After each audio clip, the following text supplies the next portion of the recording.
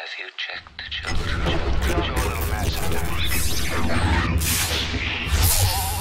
Hi, I'm Chucky. Wanna play? Sometimes that is better.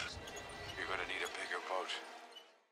Hey everyone, welcome back to the Horror Show. I'm Cecil Laird. And I'm Andrew Mercer. And we are here to talk spoilers for Venom, Let There Be Carnage. So warning, spoilers. If you don't want to be spoiled for this movie, skip this review. Go to our other review. Bookmark it, Okay. and then come back and watch it later. I beat you to it.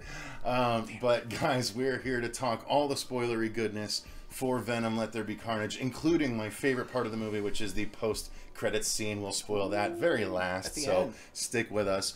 Let's go through the movie, though, and we'll spoil as we go. Okay, so it starts off with the origin story of Shriek. Yes, right? Shriek. Shriek and Carnage apparently had a love affair when they were young, and then they were separated. I should say Cletus. He was Cletus at the time. Yes. He and Shriek were together. Shriek got taken away because she had powers. Yes. And she was taken to a place where other people had powers, and Cletus did not. So he thought she was taken away and killed, but in fact she was put into a facility. Well, yeah, there's a situation where she gets wounded a little bit, which I thought was kind of a nice compliment to the comic book look with the makeup. There's a blue makeup, and they formed it to the character, which was nice. Well, she has something with an eye in the comic, and so in this one, she very quickly, by Officer Mulligan at the time, he shoots her trying to escape and shoots her through the eye. But it doesn't actually, it grazes her eye or something. It causes a scar and causes her eye to be white. Yeah, exactly. And so Shriek is then put in a facility, and she is a metahuman, in other words, where she is able to scream like Black Canary in the Birds of Prey movie. If you watch that, the Harley Quinn Birds of Prey movie, Black Canary at the end, same powers as Shriek. Very loud. So that's what Shriek has going on. Then we cut to Eddie coexisting with Venom, and he finds out that Anne is going to be marrying Dan, and he goes to meet her, and she quickly realizes that Venom is still alive, because at the end of part one, obviously he acts like Venom is dead, and then we find out that Venom is still alive because he's like, we're going to get her back, Eddie, you know. And then she finds out quickly that Venom's still alive, and then Cletus, for whatever reason, requests Eddie to come and tell his story, where he is basically going to drop a hint to Eddie that Eddie is, if he's able to figure it out, he might get the key to information as to some of Cletus's past crimes, right? It wasn't necessarily what Cletus gave him, it was what Venom saw. Well, no, Cletus gave it to him, but Venom decoded saw everything. it. Well, he saw everything on the wall. Yeah, he decoded. Well, that's true. That's a good point. So, and then draw everything Venom out. plays detective, yeah. Yeah. And so Venom is able to determine where a bunch of Cletus's bodies and victims were, and they use that to basically commit Cletus to the death penalty. And so Cletus then invites Eddie back to witness the death penalty. He's like, look, you caused me to go down this road, you better come witness it. And when he does, he riles Eddie up, because he just wants to rile Eddie up one last time before he dies. He riles Eddie up, and Venom gets crazy and wants to defend him, and so Venom reaches out and slams Cletus around the cell a little bit.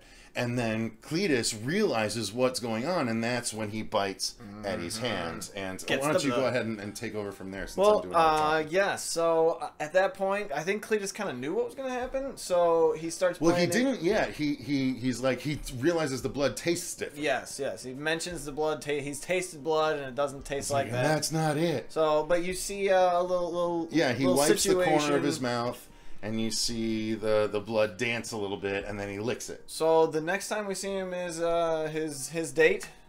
Yes, so we go to Eddie talking to the girl and everything, but the next time we see Cletus is at the death penalty. Yeah. Asking him what his final words were. I think he sits up and tells everybody enjoy the show, which was a great Woody Harrelson line. Woody Harrelson? Yeah. I don't know why. Is that from Natural Born Killers or something? No. It's just, again, it was more toward I've never seen that movie. The character, and he plays a psychopath great, even if he can't move around like a maniac. That was one of those bone chilling, like, who sits up and does that?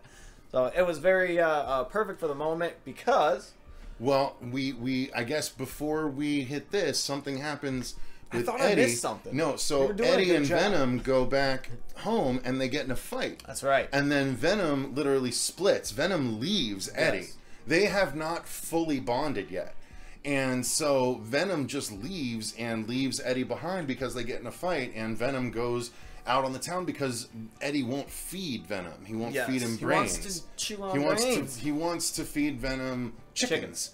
And Venom's not okay with that. They get in a big fight, so Venom splits, and that's when we go to see what happens with Cletus. Cletus says, "Enjoy the show." Alone. That's because he's alone. Yes, exactly. Forgot about that. Right. So they try and do the lethal injection to Cletus. A little bit of the poison goes into the veins, and then Cletus's blood fights back. Like, it pushes the poison out of the veins, and that's when things start to go crazy, and the symbiote starts to literally come out of Cletus's pores, and everything explodes. All the people watching Cletus try and get killed, they all go down in a hail of glass. And then the law enforcement agents that are trying to escape, not fight, just escape, get yanked into the darkness, and you hear squelching and crunching, and then you see the two big Carnage hands come out, and then Carnage comes out and starts wrecking stuff. And pretty much takes over the prison to the applause of the inmates. And I love that he didn't actually take it out on them. Like, he saw it and was like, okay, that's very Cletus Cassidy. They actually really did a great job of Cletus Cassidy characterization in this movie. And then they completely botched it and wasted it at the very end of the movie, just like the original Batman. We're not there yet, though. Okay, We're not there. God damn it. I'm so angry about it. Well, okay. Well, we just got ourselves. I'm gonna pour myself. We just got ourselves Carnage. Mm-hmm. Eddie Brock is Venomless. So Venom is still out there trying to have fun and killing people because he's using them up, just like the other symbiotes did in the first movie, reminding us that certain symbiotes bond well with their humans and certain symbiotes don't. Symbiotic. Correct. That's why. Sorry, continue what you're saying. No. So yeah, there's a I don't know if it's a festival, some sort of festival scene where you have Venom actually have like a defining moment by himself, which was funny to watch. He has a whole speech about "I'm the man" and I don't need Eddie Brock and blah blah blah. It was funny. It was. That's true when he's wearing. So Venom, literally in the middle of like a rave party, is covered in glow sticks and glow bracelets and everything, and he literally goes up to where the singer is performing and grabs the microphone and has this big speech that ends with "Lethal Protector out," and then drops the mic. Like, really? Lethal Protector out. By the way, Lethal Protector becoming a running gag of the movie. It needs to be a thing. I want Lethal Protector. I want a shirt that says Lethal Protector. It feels very much like something Bill and Ted would do, right? Like, Lethal Protector. Yeah. You know, like, there's a part of me that thinks it might be a nod to that fantasy world I'm living in, where they go. Well, no, because the reason why they do it is the very first Venom comic was called Venom Lethal Protector. It was a 6-issue series that spun out after Amazing Spider-Man 375. Where Venom and Spider-Man have their umpteenth knockdown, drag-out fight, and they literally come to a truce at the end where they shake hands and say, "You don't come searching for me, I won't go looking for you." And then Venom goes off to have all of his adventures, starting with Venom Lethal Protector. So the Lethal Protector thing is an shout-out to the comic fans. The true lore. Yes, exactly, the true lore. So Venom Lethal Protector, that was a running gag of the movie, and I dug it. So, where were we? After the Burning Man, after the party scene, at some point in time, Anne gets a hold of... So what happens is Venom starts to burn out his hosts, and he makes his way back to Mrs. Chen. Yes. And Mrs. Chen, he basically shows up in human form. This human's dying, and he starts to melt. And Mrs. Chen, like, gets real close because she recognizes Venom for what Venom is. And meanwhile, Carnage not only breaks free, but he now breaks Shriek free as well. And so he gets Shriek out of where she's in containment, and they go to start... You'd think they'd go to start their citywide destruction tour like Maximum Carnage, but no, they go straight to try and take Venom out. There was a truce when Cletus and Carnage first bonded, and it was, you help me get her out, I'll help you kill Venom. So they posed the Red Wedding, which was, oh, that's right, everybody gets everything, and then we'll move on. And that's when we actually get introduced to the red symbiote separating from Cletus, having its own voice, just like Venom. And one would assume that, like the Venom voice, that's Tom Hardy altered. So Tom Hardy does the Venom voice as well. I'm assuming that that Woody Harrelson did the Venom or did the Carnage voice too, that they just pitched down and made sound. Honestly, they made it sound badass, especially when he's like, "Let there be carnage," and like his, it gets really real echoey and real bassy. It was dope. It didn't make sense, but it was dope. Something you had mentioned about the form. Yes, in the regular review, the fact that Carnage he's so malleable that he's able to separate the human flesh and have a big circle here that the bullets go through. That only happens in the Ultimate Spider-Man universe with Ultimate Carnage. Regular Carnage is still Cletus underneath. He's not able to dodge bullets by separating the flesh because he's still human. Now, eventually, Cletus is separated from his legs. He's literally just a torso at one point, and he has mechanical legs, and Carnage joins the two. But, like, he's still a human. Like, they still have to work around the human anatomy. So, two things that I noticed that might have been different that may be relevant to this is when Cletus and Carnage separate, they don't separate like Venom and Brock do. Venom sort of peels straight back from Brock. Like, correct. They definitely meld together. Yeah. Cletus kind of comes out of the side of Carnage. Carnage never really loses form. Its head's almost always Carnage there. comes out and like his face becomes Carnage, and like it is a different sort of transformation. The forming, yes, because he's coming out of his blood. I get that he's coming out of his pores, but when he's talking about change his actual cellular makeup. But when you're talking about how he's different, and he like when something happens to Shriek, he pulls out. He doesn't pull out from the front. He pulls out from the side. So they show that the symbiote and Carnage are not in harmony, or the symbiote and Cletus are not in harmony, because Shriek has her sonic powers. So the first time she uses it on Venom, Carnage is right there. And it really damages Carnage too, and Carnage knocks her down, and Cletus screams out the side of Carnage, "No!" And Carnage is like, "Keep her mouth shut, or I'll eat her face off." Like I think he does. Really literally says, "I'll eat her face off next time."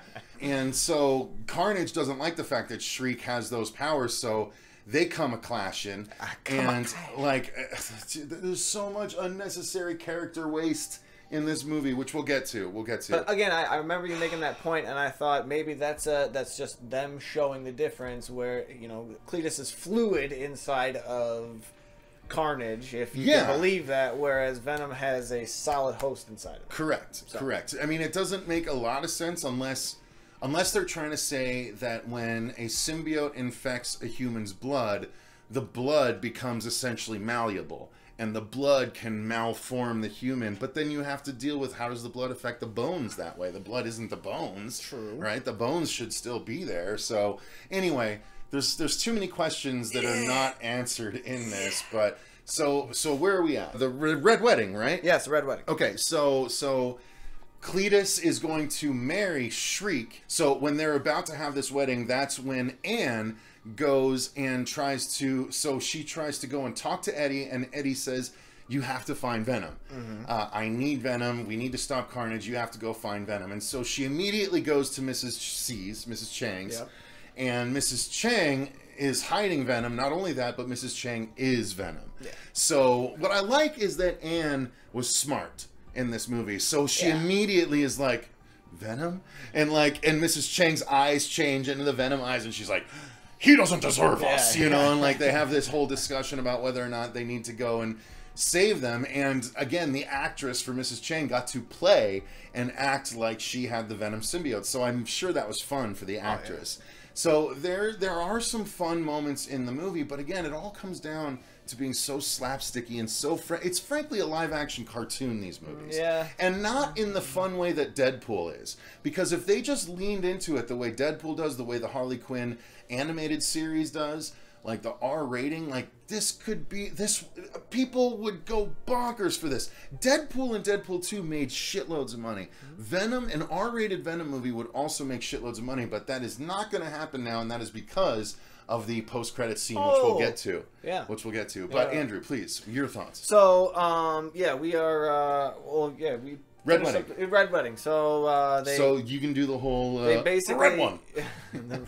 Yeah. So they basically take a hostage for each person, and they're going to off this person at the wedding. It's a red wedding. And Carnage is Venom's killer. Son, yes. So he realizes that he has to kill the symbiote in order to become all-powerful. Whatever. Which doesn't make sense. Omni and all the cool terms and stuff. Yeah. It's one of those He things. thinks killing his dad, a.k.a. Venom, will make him all-powerful somehow. Which, if you know symbiote, it doesn't make sense. It doesn't make sense. The lore's not right. But he wouldn't know that. Yeah. It's fun to think about that stuff later on, not in the heat of the moment, because all that mattered was the fact that we got to see the red one. As soon as Venom shows up, he sees the red one. Well, so yeah, he sees Carnage and Shriek at the altar, or he sees Cletus and Shriek at the altar, and he Venoms out, and he's like, "Oh, okay." And then Carnage is out, and as soon as he does, Venom shrieks down and is like, "Oh God, no!" It's a red one. You've seen it. That's a red one. The red one. It's in the trailer, and then basically Eddie has to promise to let Venom eat everyone in order for Venom to come out and fight Carnage. And here's the thing, this is where you think like, okay, this is the second act confrontation where Venom's gonna get his ass kicked, and then he's gonna have to go back and lick his wounds and come back and form a team or something and then take Carnage down. No, this is the beginning of the final confrontation already. Yeah. Like, that's how quickly this film moves, right? Like, Venom and Carnage are already fighting for the end of this movie at this point. It did seem like they kind of, they were walking at a normal pace and then started kind of hopping on stones to get to the end. Just kind of moving along. Hot potato, exactly. Gotta go. There wasn't a real need to end at 85, but they did it. Dude, they cruised at this point. So, but I don't feel like they cut like any parts of that fight out, or they like shortchanged us. It was a pretty lengthy. There was a lot going on. And it did deal with the bell in the attic of the church, right? The church bell, which is a big Venom staple. That's how the Venom symbiote actually went from Spider-Man to Venom in the comics. So they played that part up, and that was nice. But Shriek gets crushed by the bell, or almost crushed by the bell. Doesn't she ultimately? Yeah, she ultimately gets her head bitten off, though, right? No, she gets. I think she just gets crushed by the bell because she goes to scream at it, and the bell's not having it. Just echo chamber. Work. Yeah. Yep. So the bell does eventually get knocked down, and it crushes Shriek, and then Venom and Carnage are fighting, and ultimately, it's really silly because I can't remember, is it Shriek that screams the Carnage symbiote off, or what? That basically the symbiote ends up separated from Carnage, from Cletus rather. I think it's the bell. It is the bell? It's the bell. I can't remember because Carnage pulls the gonger out of the bell, and then the bell crushes Shriek. I can't remember how it happens, but Carnage's symbiote is separated from Cletus Cassidy, and then Venom literally picks up the symbiote and eats the Carnage symbiote. And says, "That tastes bad." And then he grabs Cletus and eats Cletus's head, again, from a cutaway. So they literally kill the Carnage symbiote and Cletus Cassidy at the end of this movie, the same way Batman 89 killed the Joker at the end of the movie, where it's like, this villain was fantastic. This villain could have come back. Why would you do that? They did the same thing with this. I'm so pissed. Dude, they wasted Carnage. They wasted Carnage. Even though it was Woody Harrelson, I thought he actually did a good job. I did not mind him. I would have liked to have seen him do more. But no. Venom ate his head off camera. No more Carnage. That's it. Kaput.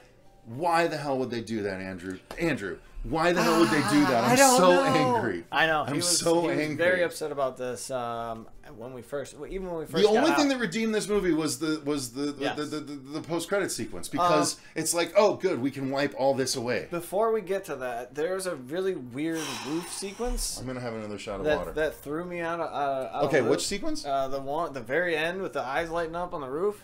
Okay, so explain the background behind that. So, the Detective Mulligan. Was Detective P. Mulligan. Yeah. Who actually becomes, in the comics, a character called Toxin. He knows. Who has a symbiote. So, the Mulligan guys fight and Shriek at the end, right? And then everything falls apart. Shriek and him are having a fight at the top of the cathedral, very much like the Crow. And he basically ends up, like, hung with a chain and thrown, which it looks like he's, looks like he's dying. Impaled, yeah. but he's not. He's like on top of something, being strangled. So... for like 45 minutes while everybody's doing everything else. Yeah, he's the rest fine. of the movie he's happens. Fine. 25 minutes happens. And then they cut to him. He's like, they cut to him still with the chain around his neck, still hung up wherever he is, and his eyes turn blue. They light up blue. But it doesn't make sense because Toxin is a symbiote, and Toxin doesn't have glowy eyes. He's just a different symbiote that has a red upper body and like a black lower body. Could it have been like some interaction that he had with Eddie Brock? I don't know what they're trying to pull They run off. into each other a few times in the movie. It's very confusing. What do you feel about them killing Carnage? You don't care about that? I mean, it sucks, but again, in this time frame, in this universe, you're not gonna get the version of Carnage you want. So why have him exist? Why have that dangly little thing in front of you? I know, you're right. Unless it's in the rated R Deadpool-averse, you can't do Carnage right. Yeah. Which actually would be a fun little thing if they stuck him to the problem is, to me, now what Deadpool. they've done is they've 90s-ized Venom 2, where you have the balls cut off of your characters because you don't want to go full crazy in the original Batman movies. Okay. Because the audience can't take it. Bullshit. We know in Deadpool the audience can take it. We had half of every hero in existence snap out of existence in the Marvel movies. True. We can handle a bit of heaviness in our Marvel movies. Again, I point you to Deadpool. Deadpool had fun with the language, had fun with the gore. Venom is tailored. If you're going to make Venom funny, make him R-rated funny. Not cheesy clown car PG funny. And the storyline with a serial killer, I mean, this was the one to do it with. Like, I just don't understand why Cletus they... is such a good character, and they pissed him away. This one should have been R, and if they wanted to go PG-13 from here on out, but this was the story to do the dark one. I can't believe they pissed him away. I know. I'm sorry, Cletus. I'm sorry. Do you think there's going to be a Venom 3? Well, yeah, there will be, but it's going to be tied into something else. I mean, like a standalone Venom 3. No, not in sequelization of this. Yeah. We're going to get a Venom 3. It's not going to be called Venom 3. It's going to be called Venom Welcome to the Marvel Universe. Gotcha. Because that's what's going to happen. And by the way, spoilers, that is the post-credits sequence. Here it is. Let's talk about it. All right. So, Venom at the end of the movie, which is a great throwback to comic fans. You wouldn't know this, but in one big pivotal story arc, Spider-Man fights Venom, and they end up on a remote island. And Spider-Man tricks Venom into thinking he's killed him. He blows himself up and he puts his tattered Spider-Man costume rags on a skeleton. Venom finds the spider skeleton and is like, we finally won! And they stay on the island for months thinking that they've won. And that's where Venom ends up. And so at the end of the movie, Venom has removed himself because everyone thinks Venom has done all the bad shit. And Eddie Brock has done all the bad shit because Venom has come out over the course of the movie with all of his public appearances. So he goes to a remote island, and that's where they're doing their thing. And so they're sitting on the beach at the end of the movie, and then the credits roll, and then mid-credits scene, right? When they cut away from the main credits before they go to the rolling credits, you see Tom Hardy sitting on a bed in like a really run-down hotel room. that is watching the news talk about how, you know, Carnage is dead and all this stuff or whatever. And then something happens and there's a big flash. Big yellow there's flash. a big rumble and then there's a yellow flash and suddenly Tom Hardy is in a hotel room in a nice place, different hotel room, a nice place, and there's a news story running on the TV that's Spider-Man been revealed to be Peter Parker.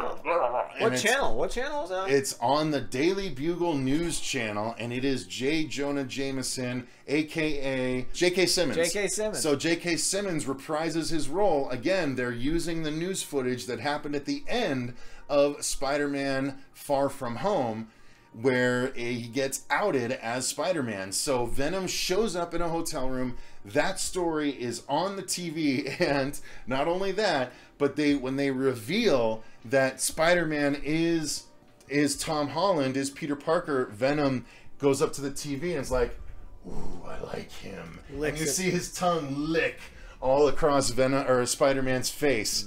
And then the dude whose hotel room it is like leans out from the bathroom's like, "What are you doing in my hotel room?" And Tom Hardy's like, and then that's it. That's how it ends. So, boom, Venom is officially a part of the MCU. There's going to be something going down in Spider-Man 3. I don't know if we're going to actually see Venom in Spider-Man 3. This obviously takes place. So, whatever happened, Venom has now shifted to another universe. He has shifted to the universe with the Tom Holland Spider-Man. It was a separate Earth. But whatever the multiverse stuff is going to happen in Spider-Man 3 in December, that's what he says. That is what's going to cause Venom to show up in the Spider-Man MCU. It's really fucking rad, guys. There was clearly a moment that happened. I kept saying, like, what was that? And he alluded to the as soon as I heard flash. There was a flash, and he woke up in another room, and I heard J.K. Simmons' voice. I was like, "Oh shit!" And I heard someone else in the theater go, "Oh man!" Like I heard someone else do that, and then it showed Tom Holland, and everyone else in the theater was like, "Oh," you know, all that stuff. It was rad. It was a really cool moment. I'm glad that they actually revealed it in a Venom movie. And what I wanted to say is, for a comic book fan, this is very much like an adjacent tie-in comic, right? There's the MCU movies. There's now 20 or 21. No, including Black Widow, there's got to be about 21 or 22 separate Blu-ray movies that you need to have as a part of the MCU. Now, Venom 2 is another one that you need to add to the MCU because it now officially ties in to the MCU at the very end of the movie. I loved it. I loved that scene. I love that it brought it in, even though I was disenfranchised with the movie on the whole. That scene did, I admit, raise it a couple of points. What do you think they're going to go with it? I think they're going to do Venom. I don't think Venom will be part of the Sinister Six, although because I think that's what this new Spider-Man movie is going to be, is the Sinister Six formation. But it's hard to make Venom a villain at this point, right? Because they've made him the anti-hero. But so I think he might need to team up with Spider-Man. But the way that he acts towards the TV, he wants nothing to do with. Well, that's the thing, yeah. So the first, it might end up. So honestly, I think they need to do a Spider-Man versus Venom movie, depending on how well Venom 2 does. I think a separate Spider-Man Venom movie will be made, and it will make all the money. All the money. Everyone loves Spider-Man, and everyone loves Spider-Man's best villain, which is Venom.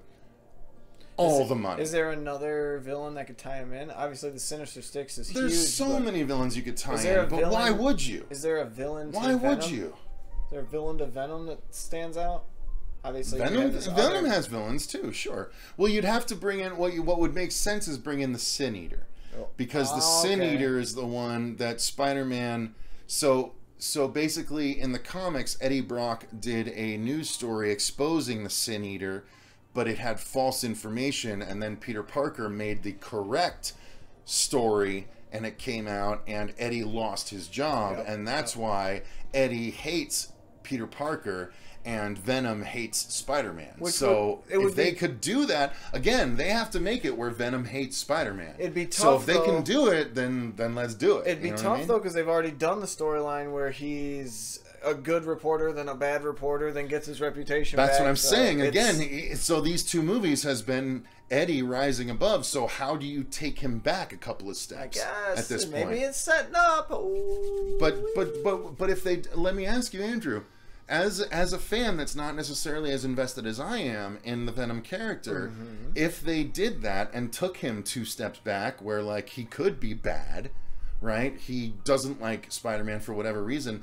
Can you make him the villain in a Spider-Man movie and justify it, or do you have to have him be the fake villain for the first third of the movie, and then they team up to fight a real villain in the back third of the movie? So if he were to act the way that you know he's never going to act, then yes, he could be a villain. If he was ripping heads no, off. I'm not asking if then.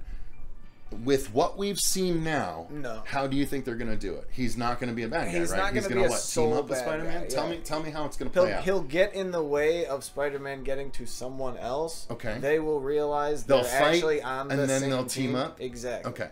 So, So like, there will be there has to be a fight. But- There will be a Spider-Man Venom fight, Who but could- they will team up at the end of that fight. what if Eddie Brock loses the fight to Spider-Man, but Venom still attaches himself to Spider-Man to help him fight the Sinister Six and win?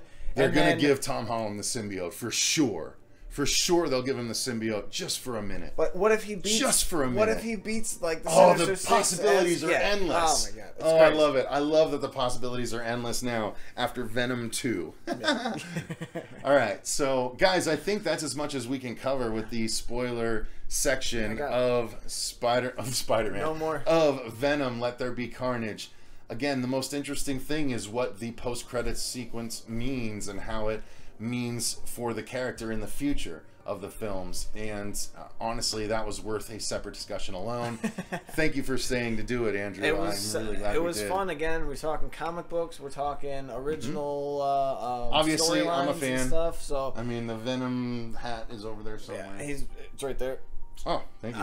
Yeah, it's exciting, man. It's definitely an exciting thing to have going on. So, and it being one of your favorite He is. franchises. So, Venom and Hal Jordan's Parallax and Superman are my 3 favorite comic book characters. So Hal Jordan is a Green Lantern that became an all-powerful enemy. Venom is Venom, and Superman is Superman. So those are my 3 favorite comic book characters, but I have every appearance of Venom, every appearance of Carnage in any comic book ever. So I am a big fan of these characters, and I had high hopes for this. Unfortunately, it didn't pan out, but the hopes for the future are very, very high now. So that makes up for it. So perfect timing. The Joker's chiming in. So thank you guys so much for watching the spoiler section. If you've watched all the way this far, we greatly appreciate it. Thank you to all of our patrons for supporting the channel the way that you do. We greatly appreciate it. If you want to be a patron, the link is in the description box. You can tell us movies to review or do commentaries for, all that good stuff.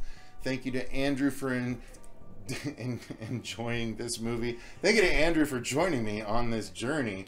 I greatly appreciate you, good sir. And until next time, guys, I've been Cecil Laird. I'm Andrew Mercer. And remember, stay scared.